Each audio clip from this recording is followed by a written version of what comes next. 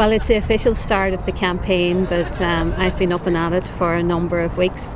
And I have to say, the reception that I'm getting on the doors, and particularly around the towns and the cities and in the rural community, has been one of deep appreciation for the work that Sinn Féin has been doing in Europe.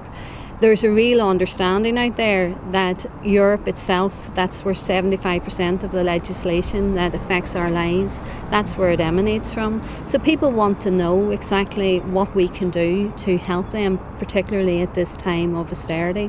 Austerity and cuts that are coming from Europe are also coming from Westminster, and those are the things that people are questioning me about, around how they feel that they are being made to pay for the austerity, working people and those people who are poor. So I've been able to engage with them, telling them quite clearly that I have been and was the only MEP from the north who voted against the cuts, and what the cuts will mean to them will have an impact on their lives. And how have people been responding to that?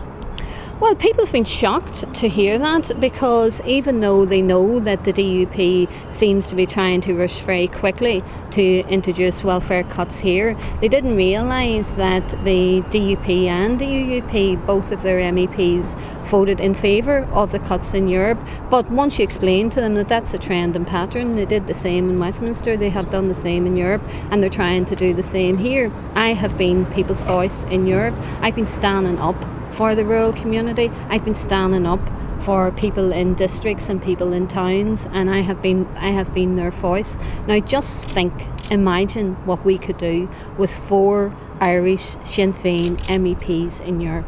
That would be remarkable, representing the people of Ireland, and that's what we are aiming for. We as a party are standing 350 candidates across Ireland. That's big ambition, but it's also realisable and it's also achievable.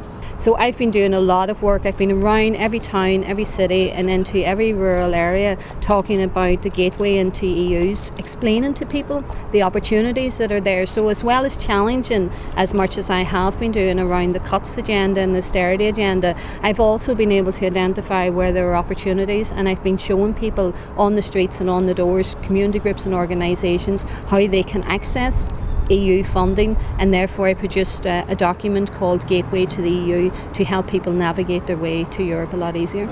I am leaving here now and I'm going to Fermanagh. I've been engaging with a number of farmers, particularly about Pillar 1 and Pillar 2, and there's a lot of acknowledgement about what our Minister is doing to try to protect family farms as this CAP reform is coming in. We know that here in the north that there has been a discussion, particularly about it being a single region or a 2-region model, and as our Minister said, we're not going to repartition the north. It should be one region, and that's how those in the severely disadvantaged areas, the farmers in the severely disadvantaged areas, should not be discriminated against.